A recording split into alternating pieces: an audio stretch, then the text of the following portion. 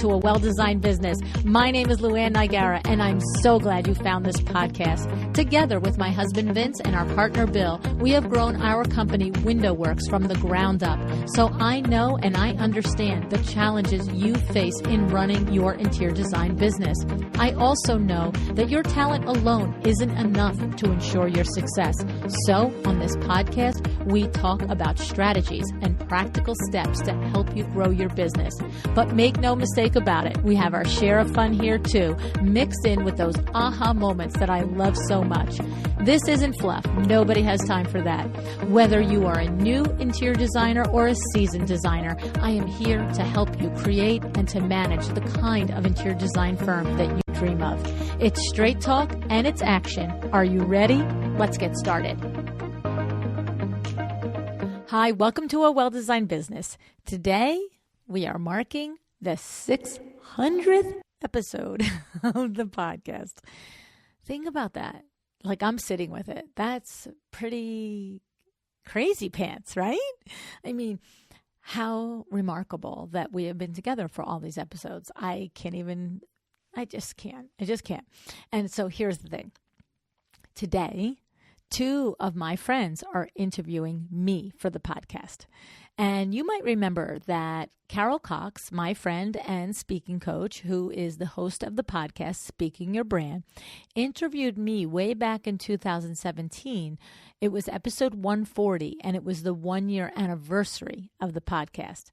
So this time, I'm being interviewed by a team of two writers that specialize in the field of interior design. We have Deb Mitchell from Design Writer Deb, who was on the show episode 574, and Betty Marton, who's going to be on the show very soon. I've already interviewed her. The interview is in the can. It just hasn't aired yet, okay? Now, Deb, as we refer to her, and she calls herself out on Instagram as Design Writer Deb, specializes in copywriting for interior designers and creatives. And Betty of IYOWpublishing.com, IYOW Publishing. So that's in your own words, publishing.com. She helps you, business owners, tell their story through narrative. Okay. And you're going to hear more about this in a couple of episodes. But in the meantime, it has been so much fun for me to hang out with these hashtag smart ladies and to be under their firing gun. All right. It's hard for me to believe, honestly, that there are 599 episodes under my belt because it's been an insane ride all the way back to the first episode in February of 2016. And I just have to say, before we get to this interview, you know, it's not even possible for me to do this without thanking Kravit. You know, Kravit started with me when I was a hashtag baby podcaster. Let's be serious, right? And all I had was a big idea and a dream. You know, since 1918, Kravit has been dedicated to serving needs of the trade. They have guaranteed in-stock options available for you when you're in a pinch. And in these crazy times, they're making sure that you take good care of your clients. I have to say, for 35 plus years, they have taken care of us at WindowWorks. They have been taking care of you and me for these last 600 episodes. And if you haven't gone and started your trade account yet at Kravit, I think today's the day, right? I mean, today is the day. Please go to kravit.com and open your trade account today. All right. Now, this is pretty crazy, I have to say, but here we go. Are you ready?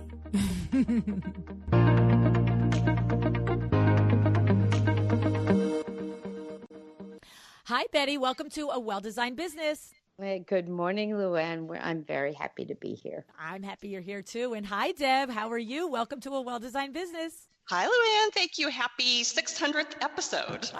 Thank you. And that is the reason for this. We are celebrating the 600th episode of this podcast. And for the celebration of this episode, we are turning the tables over. And I am not in charge of the train today. I am not running the interview. I'm not wondering. I don't know what the questions are. We are just going to do this. And I'm in your two women's capable hands. So thank you for doing this with me, for our audience. And I think, Betty, you wanted to get us started. Is that right? Yes, I will get us started by saying when I suggested, you and I had a great conversation, as I'm sure you do with all your interviewees. And because I am a writer and interviewing people is what I do, I said, boy, LuAnn, would I love to turn the tables and interview you. And you said, to my surprise, but when I stopped to think about it, not really, whoa, that would be a great idea. And then you said, but I've got to tell you, you're not the first person to think of this. Deb Mitchell, another writer who I have interviewed, also thought of that. What about if you guys do it together? And the little fireworks started. And not long after that, Deb and I met remotely, had a great connection. And we since met once more to discuss how we might actually do this. Mm-hmm. And we were entirely on the same page about how it would proceed or could proceed. And so the energy, the synergy has been there from the get-go. And I know that Deb is as excited as I am to be doing this. And it's going to be nothing but fun because to interview the consummate interviewer, I mean, that's like as easy a gig as one. So that's how it came about. And Deb, the ball is yours. We'll step on each other's toes maybe a few times, but welcome to our conversation. Yeah, welcome everybody. So, I mean, LuAnn, as much as you are just a complete open book, and, there's no struggle to get you telling stories and, even personal stuff. But at the same time, to ask you pointed questions about yourself and your journey to all of this, and for crying out loud, 600 episodes in, is it 3 years or 4 years? 2017? Yeah, 2017 is four and a half years as we record this. Oh my gosh. I mean, I'm a writer and I can't do the math on that, but that's a dang lot of episodes each of those years, let alone Window Works and LuAnn Lives and books. And are you kidding me? So, one of my first questions is, I want to know about your sort of, origins and where did you grow up? And you've said a few times in different episodes that you were very much raised to believe you could do anything you put your mind to. So let's hear about that. Let's hear about, your journey growing up just a little bit. Well, okay. Well, all right. So, I mean, look, I have mentioned my mother and my father and my Aunt Honey and all of the others. And let's not forget Og Mandino and Napoleon Hill and Wayne Dyer and all of the others who I feel like my extended aunts and uncles.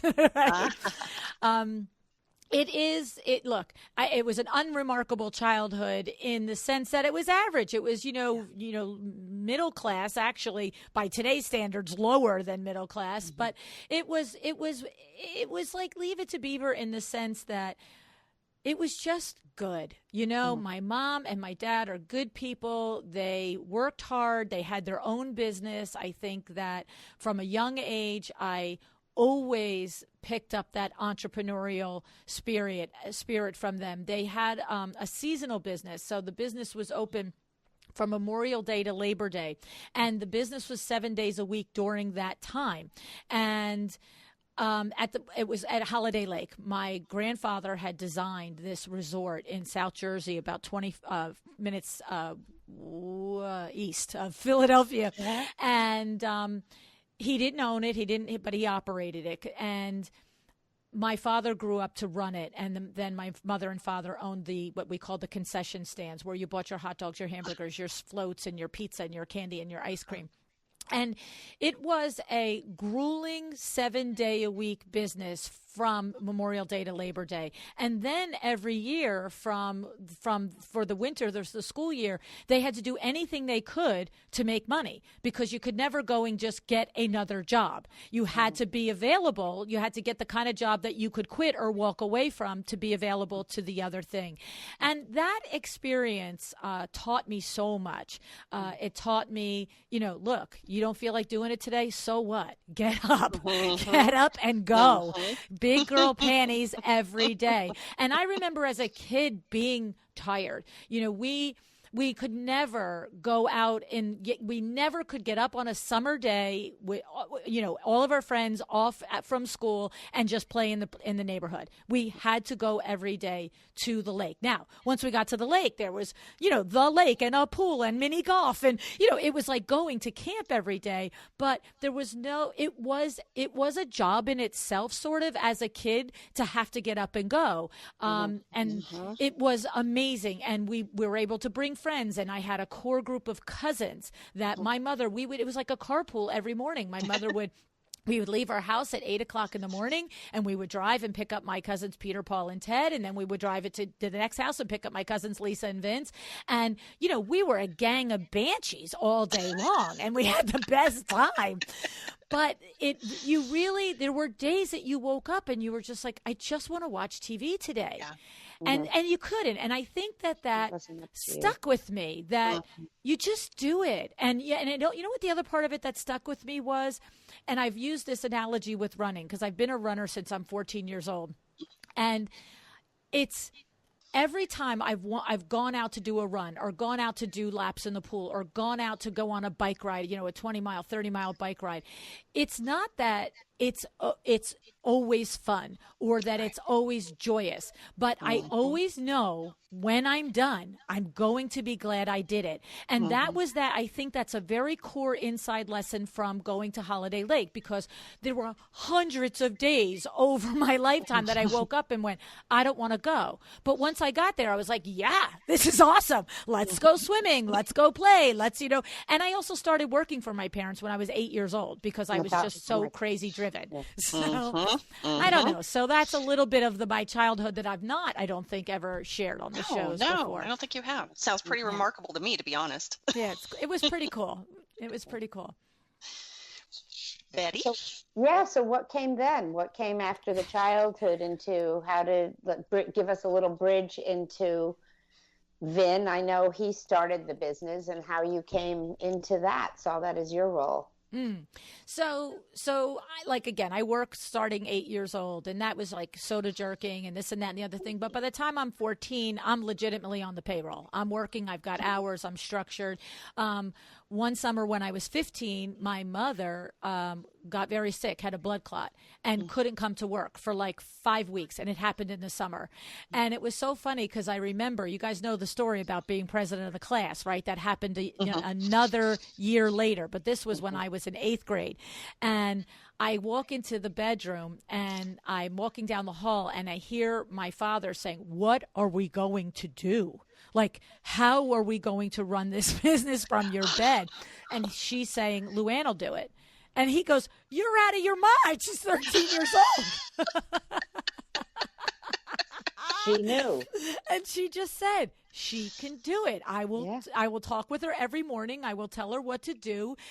She's done this. She could do it in her sleep. And he just said, this is not going to work. And she goes, watch it. It will work. You know what I mean? And of course, my dad was on site. You know what I mean? But my dad ran the lake. He ran the entire thing. And I would sometimes have to run into the, office and call her and go, Mom, I called in 3 girls to work and only 2 showed up, and we got a line around the corner. She's like, okay, get back on the phone, call more. I'm like, okay, I'll get back on the phone. Oh my gosh. So the thing is amazing. Yeah. So it's this thing. And then the next year with the president's story, which I won't repeat. But then by the time I meet Vin, it's in me. Just do it. Yeah. Just do it. And so, but then what's funny is when I meet Vin and I'm working for him, and I skipping the part of coming to work for WindowWorks, right? But when I come to work for WindowWorks, the company is brand new. It's like 6 or 8 months old, legitimately. He owns 2 health clubs. He's a senior probation officer in Newark, New Jersey. And he's got this other side hustle of owning a window treatment company. And he's operating out of the basement of his house. And he's just getting it off the ground. And it's, the third thing on his plate, the fourth thing on his plate. His full-time job is 2 health clubs and this. And I'm complaining because I had, for the first time in my life, left a position that I was in charge of my destiny. And to me, that's, if I'm selling, I'm in charge of my destiny. And so I found myself for the first time not in a position of selling. And I was going nuts. This is ridiculous. To me, there was no way to get ahead and do better by my own bootstraps because I wasn't selling something. And it was driving me nuts. And so he says, well, I got this window treatment company over here. We're just starting to get it off the ground. If you want to come and work for me until you find something else. And what happens is, he's got a half a dozen of his friends all selling blinds for him because it was only blinds then. Mm-hmm. And who's doing this and who's doing that? And cumulatively, they're doing about anywhere from 8 to 10,000 average a month in sales.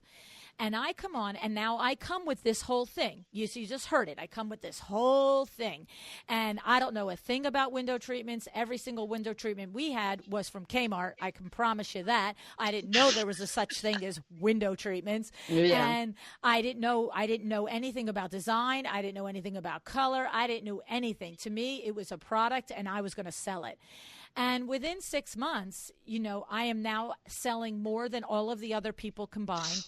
And here's where Vinny is amazing, because I'm now selling about $25,000, $28,000 a month myself, 2-3 months in a row. And he says to me, you got to do more. And I'm like, I got to do what? And he says, you can do more. You can hit 50. I'm like, you're out of your mind. And we literally have, now I'm playing my dad in this conversation for the first time in my life, right? And he's playing my mom. And, and we literally, I can remember where we were standing. I remember the conversation, and I am passionately telling him he is out of his mind. It is humanly impossible to sell $50,000 worth of window treatments in 1 month by one human being. And he just looked at me and he goes, I'm going to tell you what, you can do it. And when you believe it, you'll do it. And I was like, whoa. I'm like, okay. And so from there, it was like, hit that 50, hit 75, hit 200, it was just nuts. And so that's where, it's funny because he sort of, I've always say how much in many ways he is like my mom. You say you married one of your parents, right? Mm-hmm. And in that way, he truly took that cheerleader role that she had. Not that she gave it up. Believe me, she's listening. She still has it. You know what I mean?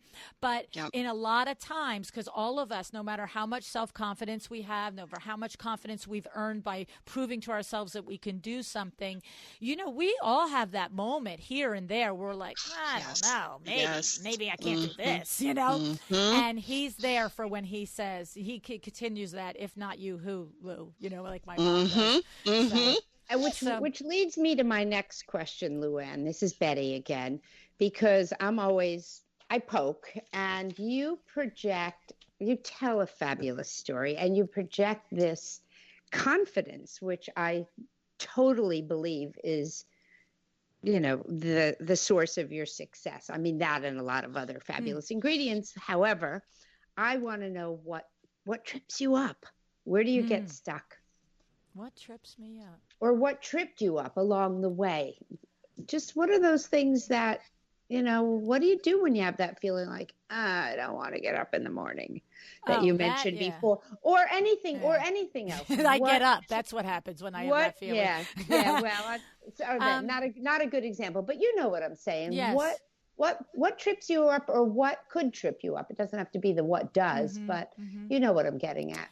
Well, and I hope that you can just hear this for what it is that I absolutely know that failure is part of success. There's no separating the two. So I think what I mean by that, and what I hear and I feel in my heart on that is, yes, of course, I have failed. There is no question. I am a living, breathing human being. But I know, no joke. I sit there, just like I say on the show, do the autopsy of the project, do the autopsy of the thing you wanted to do. I say on the show all the time, go back to the moment where if you had done one thing differently, you could change the outcome. And so for me, I don't love failure. Let's be real. I don't really love it, right? You know, but and I experience it. I have it, but I very rarely am going to sit there and be in it. I'm going to dig through it and go, what was the thing? What did you miss? Where could you have changed? And then I just, that's like a beeline to that now. How do we fix this? How do we change it? What do you have to do differently? How do you have to show up differently? And so don't get me wrong. When I do think back of the failures, they hurt, they sting. But what I remember is the lesson that I got from them. And that's where I focus my energy. And that's why a lot of times I say, what you have and what you think of yourself and the way you show up in the world is built between your ears. It's how you process it and how you work it and how you change it and how you come back from it that defines you, not the fact that you failed. If you fail and you live in the failure, if you fail and you repeat the failure, then yes, that is something between your ears that just bangs at your heart and your soul and your spirit. But I really believe if you just look in the mirror and figure out what you need to do differently and you promise yourself to do it, then how could any of us get to the next level without that lesson of the failure? So you just said it, you dig through it. So rather than stare at it, shunt it aside, you use the word autopsy. You take it apart, you examine it, you figure out, what if I done a little differently here? How could the outcome change? Yes. I mean, and there's big ones. They're there. And that's what you preach to, LuAnn. Like this is Deb again. So, I think that one of the things that is different about you, maybe between you and somebody who struggles with self-doubt in the sense that it's crippling to them and that they're not moving forward in their business because of it, is maybe because your mom and Vin were those cheerleaders for you, and you just never had a time in your life when those voices weren't in your ear and it shaped you, plus just personality. And I do think that when you say simply to people who go, I'm trying to get to 125 an hour, I'm at 75 an hour now, but I don't know, I got to get there. And you go, bam, you're at 125 today. Like, for you, it is that just do it mentality. And I think that's fantastic. And the lesson is like, we can all be like you in that sense of confidence if we try to fix what's between our ears. Right. Well, and this is where... Well put, Deb. Yes. And this is where, in conjunction with my mom and my dad and my aunt and then later Vinny, don't forget the work of... I say it all the time. Like 10 years old, my aunt was feeding me Napoleon Hill, Dale Carnegie, Og Mandino, Wayne Dyer, and then as I grow up and I'm in my 20s, now comes Oprah, now comes Tony Robbins, who are more, I'm more their age, right? I'm not as far apart in their age, but these others, Zig Ziglar, you read these books, James Allen, As Man Thinketh, you read these books. I'm telling you, and maybe it's like they say, if you teach a small child 2 languages at a young age, they just effortlessly go in between them, right? Yeah. And to me, at 10 years old, to put this on my brain cells, and what I take in from all of this is, if you decide to do it, you can do it.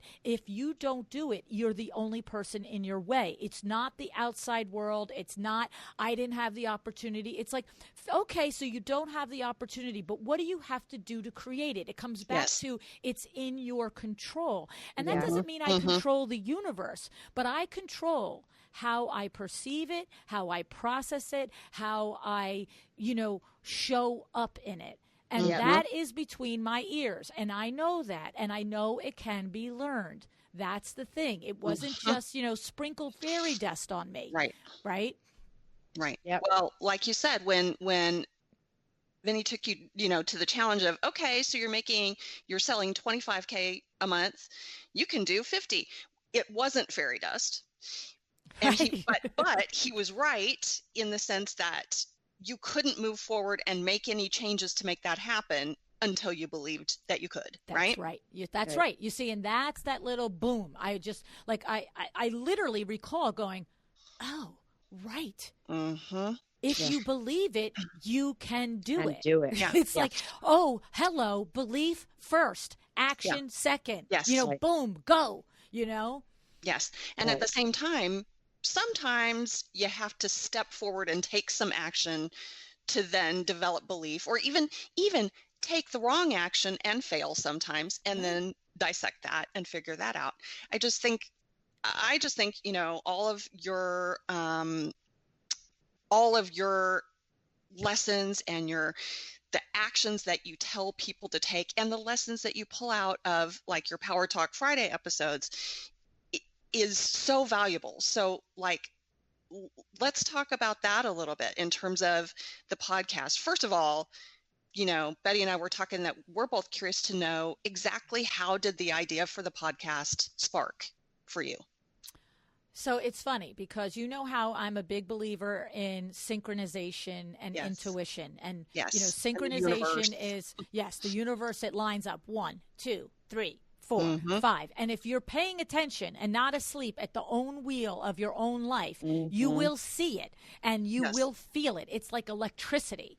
And so for me, it's a funny conglomeration of several things that were all stewing over a 2 to 4 year period. And so to say any one thing was the catalyst isn't the whole story. But, to say the whole story would take us 4 days. Okay? But the point is that there was, I mentioned in one of the episodes back at the beginning of COVID, how I had this idea. First of all, we were doing window works, and we are doing window works, but we're not getting younger. We're getting older, and I'm going to be 58 in a minute and a half. Vinny is going to be 73 next year. And at 3, 4, 5 years ago, we were the primary salespeople. And of course, I am always the one in our business that is looking like, what are we going to be doing in 5 years? What are we going to be doing in 10? And so I'm looking ahead, and I'm saying, are we going with canes to the appointments? You know what I mean? What are we doing? And Vinny too was looking ahead, because even though he was saying, I want to slow down, he didn't really mean it at 65, but he thought he did. And even if he didn't mean it at 65, he certainly expected to mean it at 70. And now I think he expects to really mean it at 80, but we'll see when we get to 78. Okay. But the idea was that I'm percolating. What can we do to earn money that I don't have to ring somebody's doorbell and show up to do? Because I want a little more flexibility in our lives. And if he was going to retire or somewhat retire before me, how could I keep the income going, but do it from when he wants to be in Florida with his very best friend, Fred? How can I be with Michelle and Fred and still create income? So that's one little moment there. Then I have the thing where, maybe I should write this book. I come up with this, I think, excellent idea. I was turning 52, and I was like, let's write a book, 52 things in 52 weeks in 52 years. And I thought it was an amazing title. And I am the person who wants to do all kinds of new things. And so I thought it was this double little whammy there, that maybe it would be a New York Times bestseller. And guess what? Vinny would have to let me do all these crazy things. Right. Your excuse. Right. My excuse. Well, Vin, we've got to go to Puerto Rico for me to learn how to surf, because I've got to write about it in the book. Pretty clever. ever. Exactly. Because he just as soon just stay here, visit his kids, visit his best friend, and call it a day. Like, his bucket list has 4 things on it. Mine has 90. Okay. So I was like, I'll get my bucket list done, and we're going to make money, and this will be great. And now we'll take the pressure off. If we've got an income from this, we can run Window Works for as many days, weeks, years as we want, transition the team if we want. It's just the pressure is off, right? Right. So the thing is, he loves this idea. But in doing my 52 things in 52 weeks, one of the things is that I come upon Harrow, and they have this, do an interview if you're an entrepreneur for this podcast. And I was like, you're talking about help a reporter out. Yeah. I'm like, that sounds cool. And the other thing is I only knew about Harrow because my one daughter, Christy, had a very successful blog going, and I kept saying to her, you can turn this into something. You can turn this into a platform. I know it. And because I didn't know anything really about platforms, but I knew what she's a very talented, witty writer. And I said, and she was always complaining that she didn't have a job that she loved, but not moving into this. And so finally one day I said to her, look, sweetie, you either stop complaining about not having a career that you love or lean in and create something out of sass. I said, because I'm over it. I'm done. I have told you. And so, and I gave her the tough love and, the silence and then I'm like, look, love you like life, but you can do this. And when you believe it, you will do it. And until then, just get up and go to this crappy job that you think you have, which by the way is a great job, and be quiet. And so, a couple days later, she says, well, what do you think it would take to build like a big influencer platform? And I said, I don't really know, but I would help you if you want.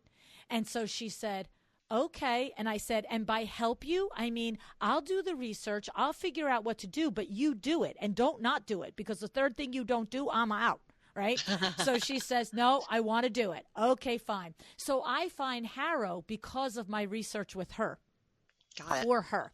Okay. Now I'm knee deep listening to, how to build an Instagram, how to do this, blogging, blah, blah, blah. And I'm learning all of this stuff for her. And I'm shooting her all this stuff. Do this, create that.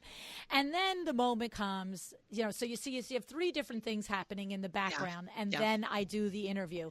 And I do the interview just so that I can write a chapter about it, just because whatever. And I had been listening to podcasts since 2006, 2007 and love them. And so I hang up, though. I mean, another moment in time where I can tell you, I can picture where I was. I can picture the electricity. I hang up that Skype call and I'm like, oh, sweet Jesus, I need one of these. I love that story. I mean, that is it was fantastic. as clear as day. Oh, my gosh. There you go. Oh my gosh. And then it was just figuring out what to podcast about. And once I had that figured out 3 months later, it was boom, off to the races. I love it. Oh my That's gosh. great. And So figuring out, sorry, Betty, go ahead. We were probably about to ask the same question. I was going to ask how you figure out who to interview. Exactly. Although before that, it seems so apparent to settle on, the design industry, but maybe it wasn't quite such a straight line, was it? Oh, no. It took me 5 or 6 weeks. Back. Yeah. 5 or 6 weeks. That's a pretty straight line. Not for LuAnn. That is a circuitous. That was a very painful 5 or 6 weeks. Because I am like a bull now in a china closet. I got to do this. I got to do this. I got to do it. Right. But it was like, what am I going to do because it was never a hobby. It was never a hobby because there was no reason I was going to take the time away from my business, my life, my family for a hobby. You know what I mean? And at that point, my hobby was and always had been until the podcast was exercise. I was a person that I had a hard, fast rule. I did at least an hour of exercise or whatever it was 6 days a week. I don't care where we were. Timbuktu, home, sick, not sick. It didn't matter. I moved for 6 days a week. So if I was like, if I'm now going to take another hour away from Window Works, from Vin, from the kids, it wasn't going to be, oh, there's Lou over there, talking about yoga. No, not unless I was going to talk about yoga and figure out how to make money on it.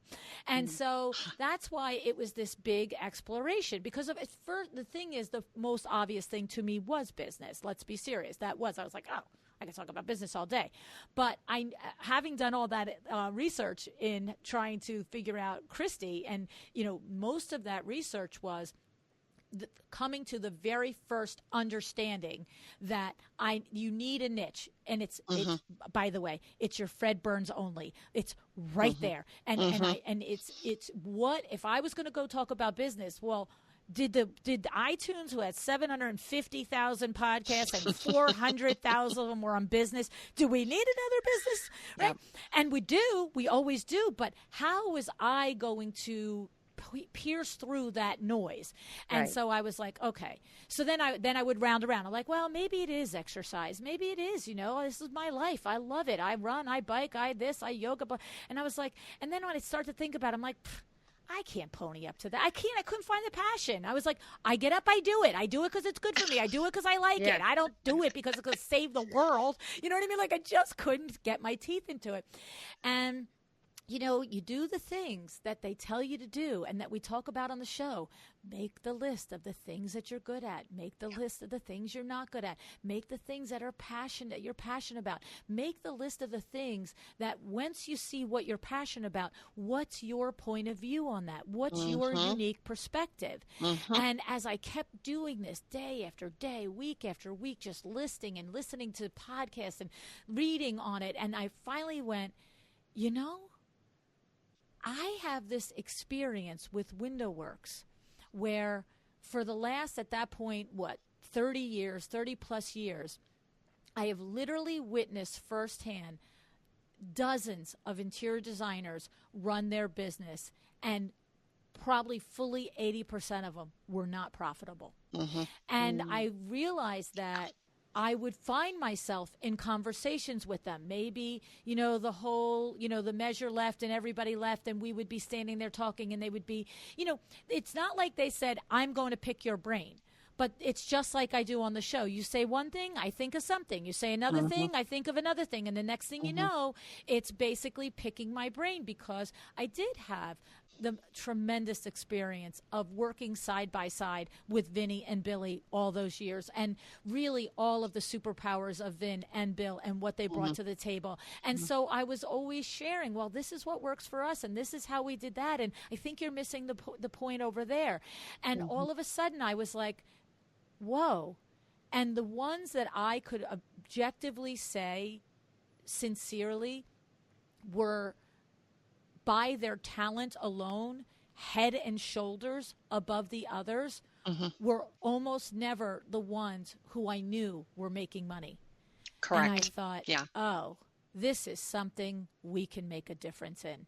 This is something that we can talk about. To me, it was transferring all those conversations, standing in, construction sites and, apartments and houses, and talking about our experience and trying to help one of these designers make a change in their business. And all of a sudden I said, that's what you can do. And you can, because I know that whether any business, designer, candlestick maker, bricklayer, whether you are actually profitable or not, I know there is something in your business that you do well. And maybe you don't do enough things well to translate into being profitable, but everybody does something well. And so is the criteria when you come on my show that I know you're profitable? No, ma'am. The criteria is, can you teach us something? Because somebody over here that has 3 things going on, and when they learn that 4th thing, boom, that's the key. Yeah. Now we're off to the races. Yes. That's the thing. And so that's why I very genuinely, passionately come to every conversation, because I'm waiting. What am I going to learn today? What are we going to share with everybody today? Which is the little nugget, that aha, that's going to change something for somebody's business today? So you had a real focus on your audience from the get-go, as well as that focus that you've described so thoroughly and beautifully on yourself.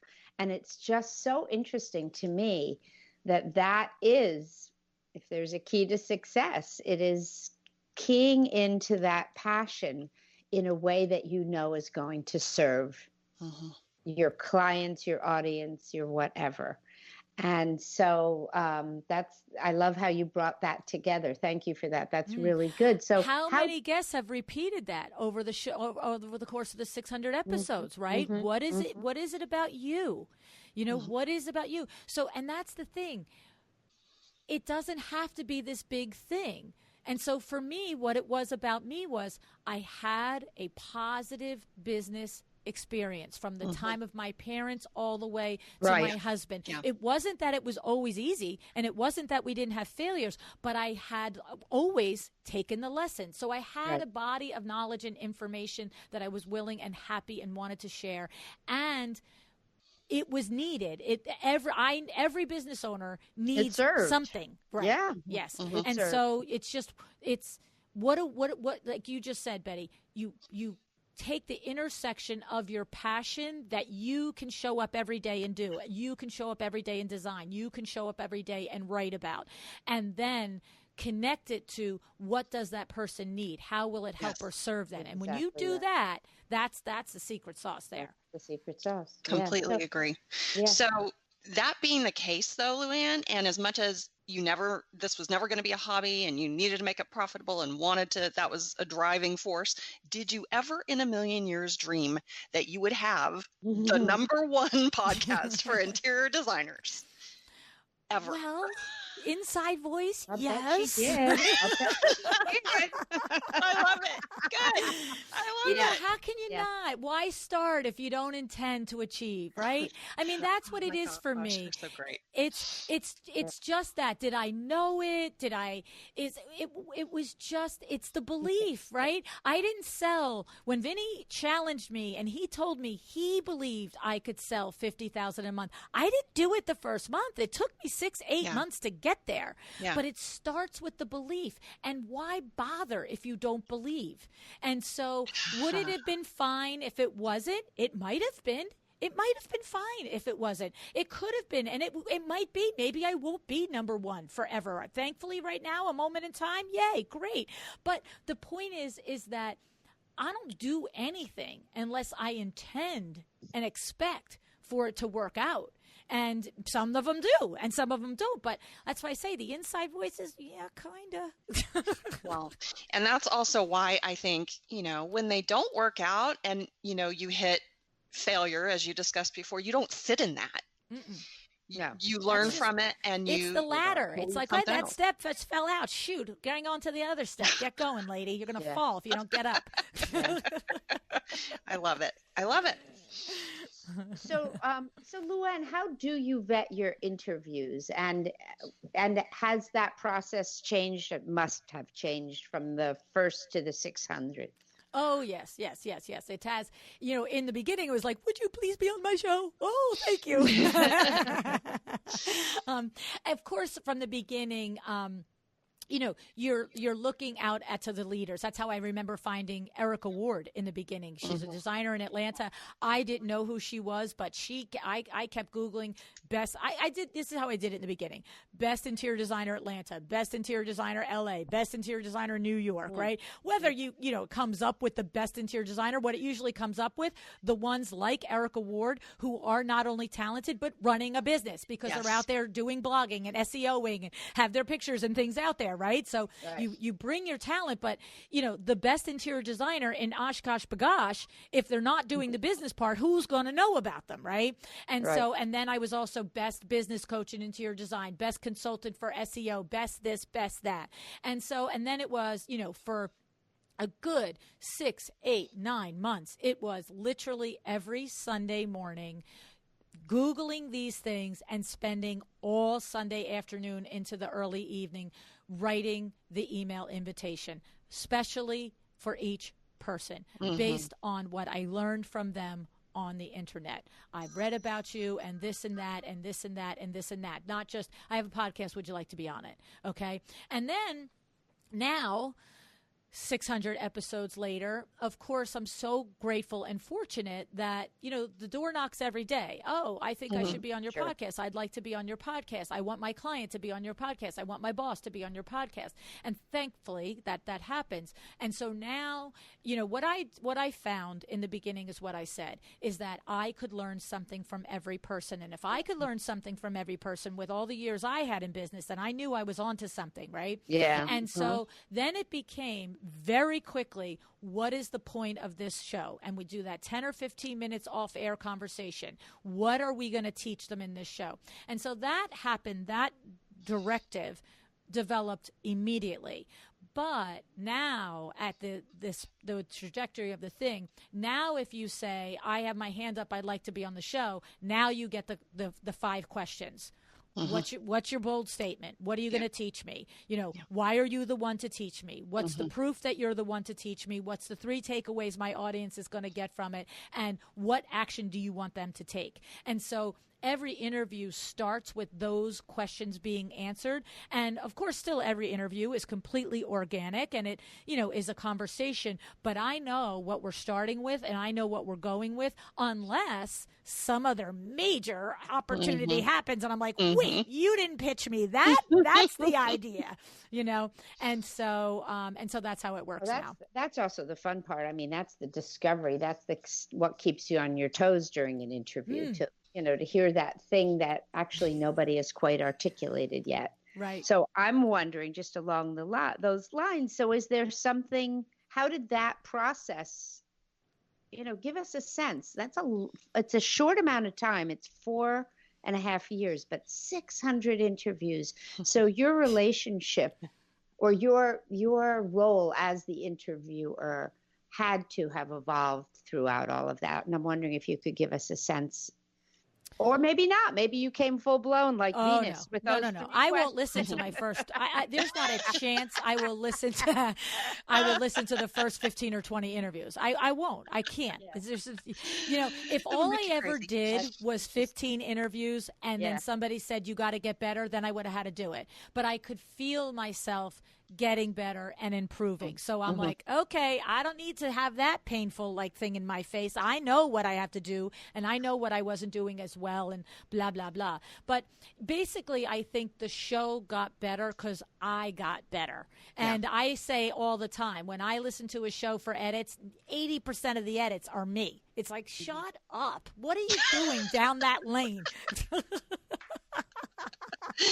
No, but that's also why we have you on here, because we want to hear from you. And I think, and you and I had this conversation, LuAnn, that, doing your takeaways at the end of the podcast, and you've thought a million times, maybe I should stop doing that. And people keep telling you, that's my favorite part. I love that, what your aha moments were. And I know for me, giving you an aha moment was like goosebumps. I couldn't believe I gave you an aha. That was like, you're kidding me, right? But from all of these many, many interviews and conversations with people and on, can you give us 3 just top aha moments or takeaways that just stand out to you the very, very most? Well, it's funny because, you didn't ask, I didn't know you were going to ask me this. So I really am just going to knee jerk. What are the first 3 things that stick out? Yeah. And the first thing that popped into my mind was my first conversation with K Whitaker. And she was probably on the show in the first 6 or so months of the show. And as I was doing interviews those first 6 months, the word branding kept coming up. Oh, what's your brand and this and that. And I had yet to meet Nicole Heimer, who had become so critical to my whole everything. Yeah. But and I remember thinking, and I just put this in the new book coming out in November. I remember every time I would come to this conversation and somebody would bring it up, I would think to myself, it was almost like, I felt like in my mind, it was like when, the the parents in the 60s and 70s said of their kids, what the heck with this newfangled rock and roll music? Like, I really was like, what the heck with everybody talking about a brand? You know what I'm saying?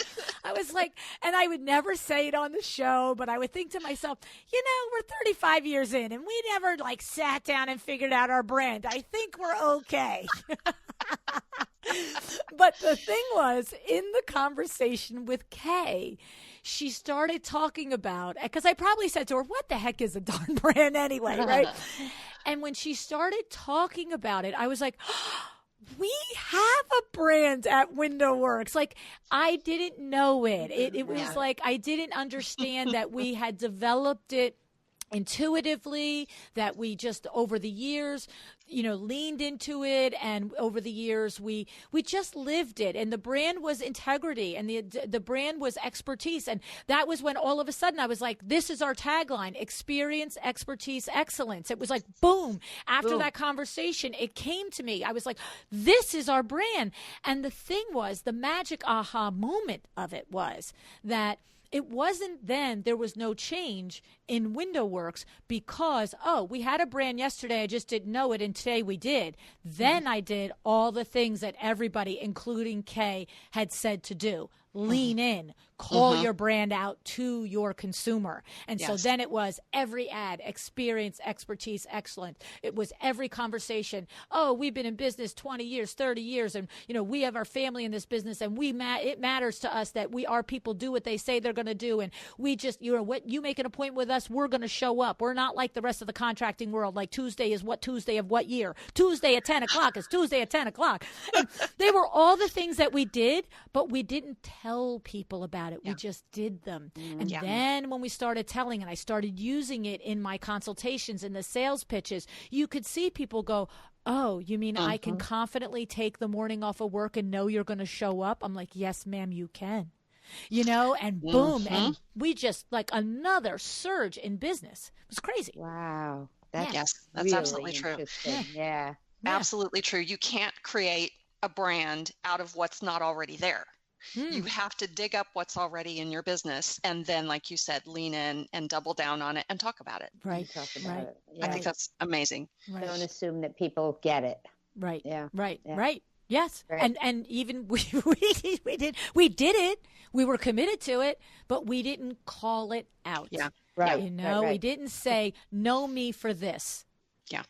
And that's the differentiator in defining your brand, like Nicole Heimer says, defining your brand, right? And then, other ahas during the thing, I think I would tell you that, I said it a moment ago, and I might have had an expectation of this subconsciously, but it became a conscious reality that every single person that is an entrepreneur can teach us something, one thing. I don't care where they are in the journey. They can teach us something. And so that just kept being reinforced, conversation after conversation after conversation.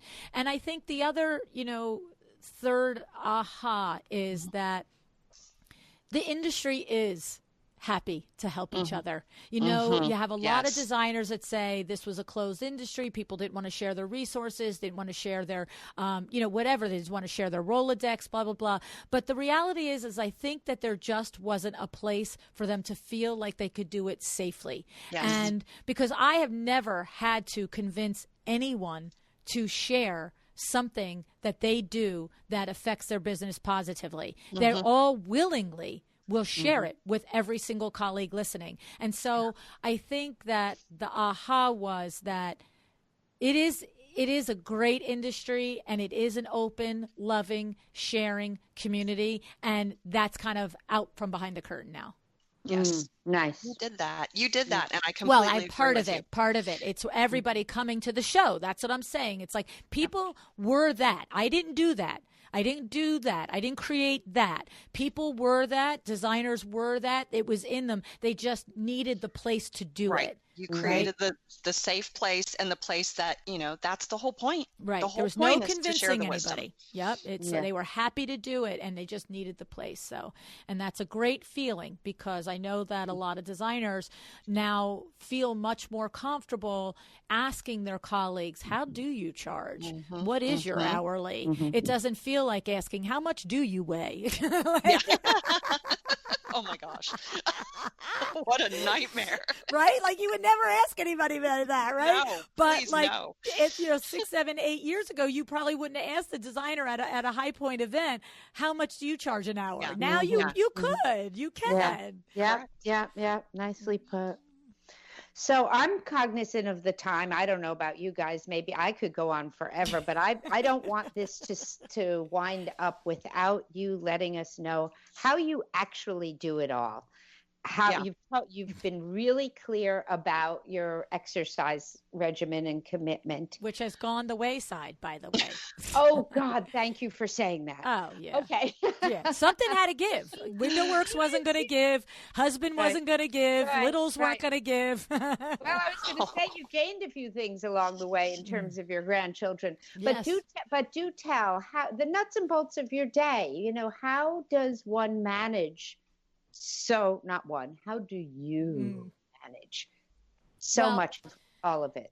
Yeah. I mean, the thing of it is, exercise now has become 15 minutes here, 20 minutes there, and when I can. And that will change. That is, I've been working with Amber de la Garza on really wrestling, the beast that is my calendar and the priorities and what she calls your high bucket, high value bucket things. And so I don't have that locked down. I have it better than I had it 6 months ago. I miss it. Truly, I miss it. I miss the way I feel from it. And so I have finally decided in the last 4 or 5 months that you really don't have the hour a day, but you have 15 minutes here. And so I have a trampoline next to me, and I have barbells next to me. And I'll get on the trampoline for 4 minutes. And every time I take a phone call, I go out the front door, summer, winter. Only thing that stops me is rain. And I walk around the court in my townhouse if I'm on the telephone. And, so that's a work in progress. And it's catch as catch can, right? Yeah. The rest of it is also, you would not want to look at the calendar. It's insane. And I don't run the calendar anymore. I don't do my own emails anymore. If I answer you, if it has my name on it, I have answered you. Take that to the bank. But I don't open them and I don't read them, because what happens is, if I open an email, I don't know, I come up for air 2 hours later, and that's a discipline, which I haven't mastered yet. You know what I mean? That's the truth of it. And so what happens is, it's just constant conversations with Lisa, who is my executive assistant. Yeah, she's wonderful. And constantly voicing the priorities. And I have anybody and everybody that I need to speak to on even a week or week and a half, 2 weeks basis on Voxer, because I can't call you. We can't do 10 minutes of how's the weather and how's the kids. It's like, hi, Nicole, I need to take this off the website. What are you, how come, do you need a day, a week, a month to do this? Blah. You know what I mean? Yep. It's like, get it done. And I'm very much that big vision thinker, brain dump, and then, hey, everybody, take that brain dump and disseminate it out to where it needs to go. And so, I don't know. Beyond that, it's a lot of just get up and decide to be excellent, and a lot of Pinot Noir. That's all I can tell you. Well, thank God for assistance and Voxer and Pinot Noir. So, exactly, Deb, you just called it because you've named several people, but it sounds like you choose, and I think this is such an important part of running a business. You have the assistants who you can trust, the people that you can utterly depend on, so that you can focus on exactly what you need to focus on that nobody else can. This is true. That's you answered it way better than I did, Betty. You're exactly right about that. Between Christy, my daughter, Lisa, the executive assistant, Diana, the marketing coordinator, Christy's brand manager, Nicole Heimer, who is just everything that anybody isn't. She's there to do that. Kim at WindowWorks, Vinny, it's my editors, now my writers, Amber de la Garza, who gets me off the ledge every other Thursday. I mean, my cousin Eileen, who is consistently helping me just get back. And, it just what happens is I always have my eye on where I'm going. Eileen is very good at bringing me back to, I know you want to go there, but did you skip this step to get there? I'm like, oh, right. Nice. That's why I'm having a hard time. And so it's go back to that step. So it is each of these people. And my goodness, don't forget my mother. You know what I mean? Yeah. It's each of these people that have their role. And I am a huge delegator. I'm going to tell you what, if you tell me you know how to do something, that's good enough for me. And guess what? Do it and then document it for me. Like, put it in Asana. How do you do that? Get it done. Because if you win the $5 million lottery and I never see your eyeballs, I'm not starting over again. We got to we got to go to Asana and I say, oh, that's how she did her job. There, go. You know what I'm saying? Yeah. So it is having that trust in each of these people, that what they do, they are so good at, and their skill sets are very sliced and diced and different, you know? So like we've got the writers and we've got Diana who's doing social media marketing and all of that stuff. But, they come to me and they say, what do you think of this? I'm like, I don't know. I don't think of this. Go ask Christy. I don't think of it. If Christy says it's good, it's good. Yes. Exactly. Which must have been quite a journey for you, from somebody who was literally doing all of the sales, running every aspect of the business, to little by little beginning to delegate and hone in. But that's growth. That's not true though. See, that's not true. That's the beauty of our partnership. We have always had our roles, and my role has been sales. And, I will not say that Vin is not a visionary. That is absolutely not a proper statement. But Vin is the manager. When you look at the E-Myth and you've got the visionary, the manager, and the technician. Billy is the technician all day long. He is the most outstanding installer on the planet. And you know what? He can get lost on an install for hours and forget that he's late for the next one, because he's so focused on what he's doing in his art and his craft that, oh, wait, is there a world outside there? Yeah, Bill. Yeah, you're late. You had another appointment, right? And Vinny is way, way knee deep in the bookkeeping and the accounting and the finances and the operations and the processes and the procedures. And I have always been sales, human resources, for what you want to call it. I'm the one that speaks the magic to the employees and gets everybody happy and going and all that stuff. And, this is where I have been the visionary, okay? He'll be a visionary in that he can see the money and see the opportunity and know where to take risk and when to push the gas and when to put the brake, right? But there's no question, when we first got an email account, it was because I said, I think we should have email. And the answer is, what's email? Then it's like, we should have a website. What's a website? We should have a podcast. Yeah. What's a podcast? Yeah. Right? Yeah. And so the thing is that, unlike the podcast and the business that's now become LuAnn Nigara Inc., in WindowWorks, I had it a heck of a lot easier. I woke up, I sold, and that's it. Push the train, pull the train. So you knew about the division of labors, I guess we're talking about, even though you had to create it yourself when you became LuAnn Nigara as against WindowWorks. And so, but that was a and the first 2 years that didn't happen. The first 2 years it was, okay, you have to do this, you have to do this, you have to do this, you have to do everything. Right. And it was just constantly like, I've got to get this to that business model. This is not sustainable. Right. To be the solo without help, you can do it, but you're not going to grow and scale. And you don't have to desire to grow and scale. But I had a desire to grow and scale. So I knew I had to keep pulling the train so that I can say, okay, here's a slice for you. You go do this. Here's a slice for you. Go, you do this. And get me back to my lane, which is creating the revenue. I'm the rainmaker. I love it. I love it. So Deb, what else do we want to squeeze out of her?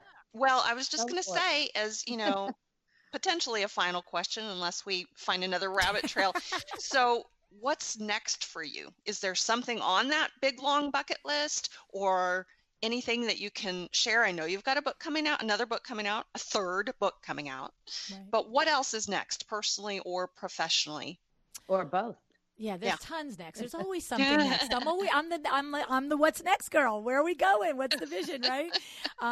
So I would say, professionally, as related to the podcast, definitely another book. So this next, my intention. See, this is where, you want to call it a failure. Like somebody could say this is a failure. I said for probably 3/4 of last year that I was going to have a solo book released last February 2020, and then the Power Talk Friday experts the following fall. Okay. I said that for a year. Go back, listen to the show. Oh, my solo book will be out in February and March. Well, I didn't do it. I got busy. I got other things. Priorities shifted. Pivots needed to be made. And that I had a commitment to my co-authors in this book, and I could not do both. And so, I'm not sitting here going, oh my God, I told the whole world. It's like, guess what, world? It'll be there. Just hang on, right? I can't worry about that as a failure. It's a learning lesson. Don't put that much on your plate in 1 year. And so, but it's still there. It's there. I want to write the book on sales. I want to write the book on this mindset, on it's in your head, right? And how it translates to running your business. And so I have the rough outline. I have the rough guts of 8 chapters. I gotta now, like, you know what it is to write. I gotta now go back and really do the refining and the writing. Yes. And so that's coming. Okay. LuAnn Live 2021 is going to be off the hook insane. I'm telling you what, this is going to be epic. It is going to be unlike anything you have ever been to in your entire life. I promise you. Oh my gosh. This is going to be the LuAnn Live version, virtual. But I just can't. I have to wait till we make the full announcement. You can't talk about it. It's nuts. But if you are one of the half a dozen people that I've shared the idea with, your eyes are just like, OMG. So, and of course, it is a bear. It is not just, hey, let's just do a virtual event. It's like, no, ma'am, let's do the virtual event. So that's coming. Okay. And then, of course, the podcast will continue. There's no question. And then, of course, and I would love for the world to be able to get back to live speaking, because that is my sweet spot. I love to be in person doing this and see the faces and the head shakes and then the aha moments. And I love meeting everybody in real life. Huge extrovert, if you hadn't noticed. So I love to be with my people. And then personally, yes, there is a future where LuAnn does actually do 1 hour of yoga instead of 15 minutes of yoga 2 times a week. Okay. So there is that. I really do need to come back to that part of my being. And I need to, it's funny because I just had an aha moment in my coaching session with Amber just last week. She said, LuAnn, you have such a commitment to the people that you employ. You have such a commitment to the listeners that show up to your show. She said, did you ever consider that by not taking care of your body, that you might let these people down? And I was like, whoa. Uh-oh. I mean, that was that like, gets you. whoa, because I was just like, well, it sucks that I have a muffin top. Like, that's what I was thinking. You know what I mean? Like, I hate when I walk, my butt jiggles. That just was a last week eye opener. So I'm like, okay, sweetie, get your big girl panties on. Let's do this. So that, and I know it will be like when I just, Vin convinced me I could sell more. It's a work in progress, right? That comes with age, knowing that it doesn't all happen in a minute, right? Yes. And then the other thing is, and I'm going to put this out there publicly, one of my big goals is to walk the Camino de Santiago. Oh my gosh. Right? I have a friend who did that. Yes. Yeah. So my Aunt Honey, who we all know and love, has done it 2 times. Oh. My cousin Eileen has done it a couple of times as well. Oh my gosh. And when my Aunt Honey did it the last time, I was 50 years old, and Vin looks at me and she's, Lou, you got to come with me. That would be amazing. And this was before the podcast. And I'm like, there's no way I can be out of Window Works for a month, 2 months. Like, you're out of your mind. And one day Vinny looks at me and he says, you'd really love to do that, wouldn't you? And I said, are you kidding me? Of course I would love to do that. And he goes, well, I think for your 50th birthday, you should do that. And I said to him, wait a minute, Willis, what you talking about? Right? And so we agreed that I would do it for 10 days. And my daughter, Christy, came with me, and we flew over and we trained, and we met my aunt where she was at her part of the journey over the, 450 odd kilometers, whatever it is. Yeah. And we did that section with her. And I've always wanted to do the whole thing. And so I am challenging myself that I can achieve all of the goals that I decide are important and necessary for LuAnn Nigara Inc. in conjunction with putting that in motion to a level that in the summer of my 60th birthday, that I can do the full 450 kilometers, and that I end it with renting this amazing villa in Spain or Portugal, and I fly my kids, their spouses, and my grandchildren over for this amazing, 10-day week summer beach pool villa vacation with a chef, by the way. Okay? Oh, yeah. And I am just like, and the thing is, I set this as a goal for myself about 8 months ago, and I'm saying, okay, we're 18 months out, sweetie. And I just put it out into the world. And my other daughter, my stepdaughter, Bethany, will turn 40 that same summer. And I said, sweetie, me and you. I said, I know you can't take the 2 months, but come and do a week or so with me. And she's like, I'm doing it. And the reason I'm saying this out loud is because what I've been thinking recently is, wouldn't it be cool if listeners met up with me during the 450 miles? Gosh. Like, stop. Would that be so cool? That you come up to me and you say, I'm so-and-so, I know you, I listen to your show, I'm going to walk the next day with you? Yeah, ma'am, all day long. I want some of that. Well, since you said it, I guarantee you that's happening. It won't be me. I'm an inside cat, so. But you'll love it. I know that's an amazing goal for you to have. That's pretty crazy. And I do just want to personally thank you, and probably on behalf of a lot of other listeners, for taking on the Black Lives Matter topic and doing those episodes, the specific series. It's been incredible.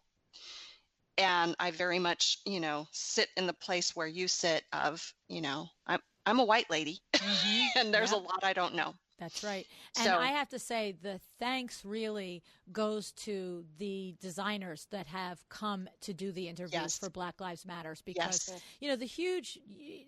there are many, many lessons from the conversations that, and the reading and all of the things that, have been looking into since this.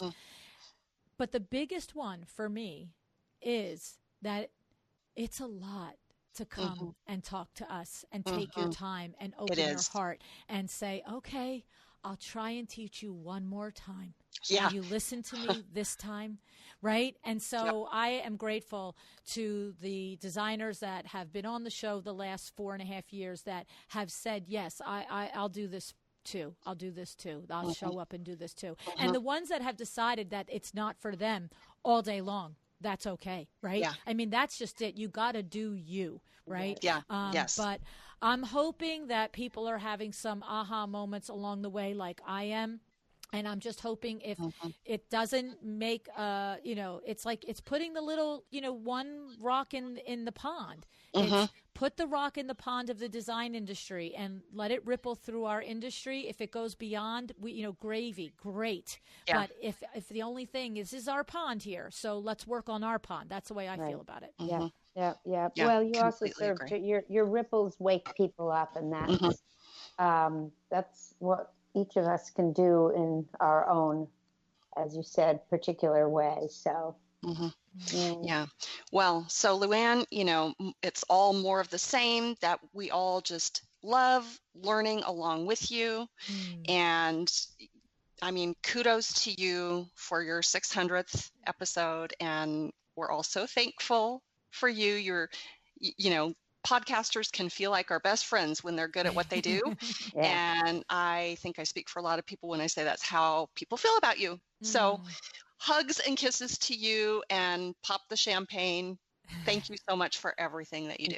Yeah, pretty amazing. And thank you for being willing to I want to say let go of the reins and turn them over to us, but man, you didn't do that because this is your podcast. And No, I tried to. You did great. I think this is fantastic. It was fabulous. That's what I'm saying. You did. This is your podcast. You made this particular episode exactly what it needed to be. So yeah, thanks so much. You guys, thank you. I'm so grateful that you both had the same idea. You are two outstanding people to be able to do this with me and for our friends listening. And, we do this together, not only this particular episode, the three of us, but this whole thing, the tens of thousands of us that show up and listen and do this together. And I, if I was not consistently being told that it makes a difference, there's no way I would keep doing it. And so I'm grateful for everyone that lets me know that it makes a difference, because that is the juice. That is like putting that gas in that engine. And so thank you, everyone, for always showing up. And I, just got to say, decide to be excellent.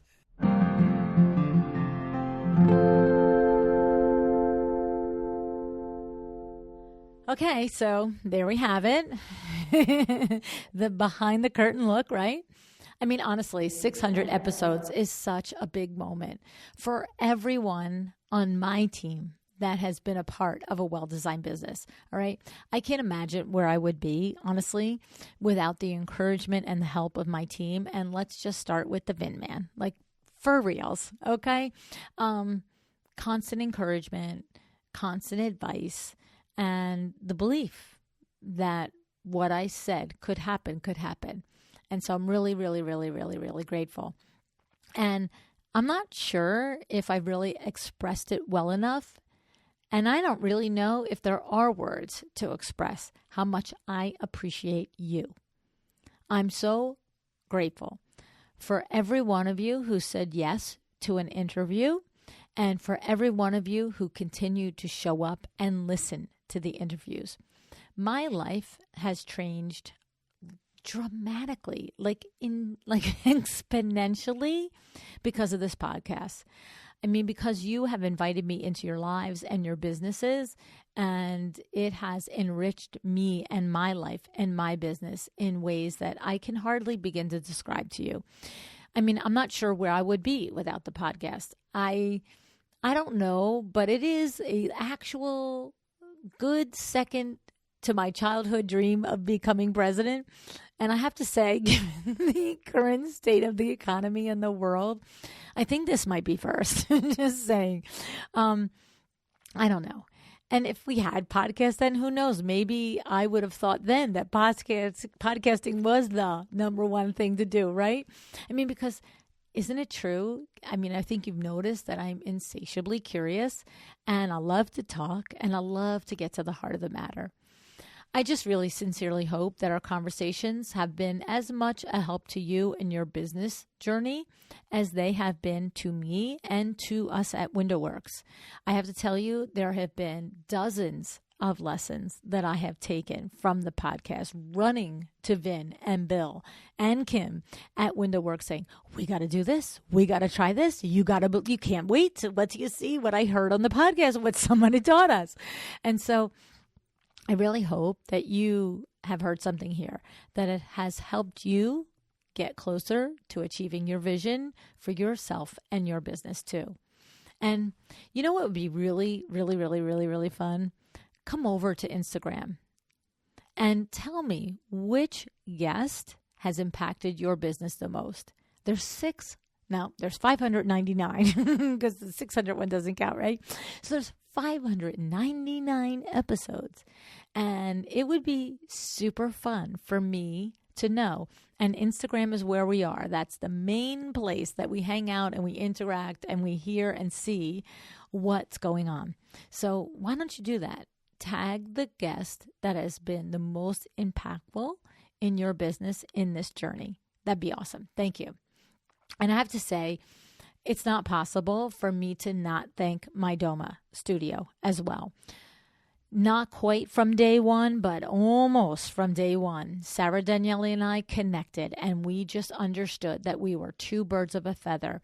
And in this current climate where we are in real time dealing with COVID-19 and not being able to do all the things that we want to do, that Mydoma Studio is always thinking about you.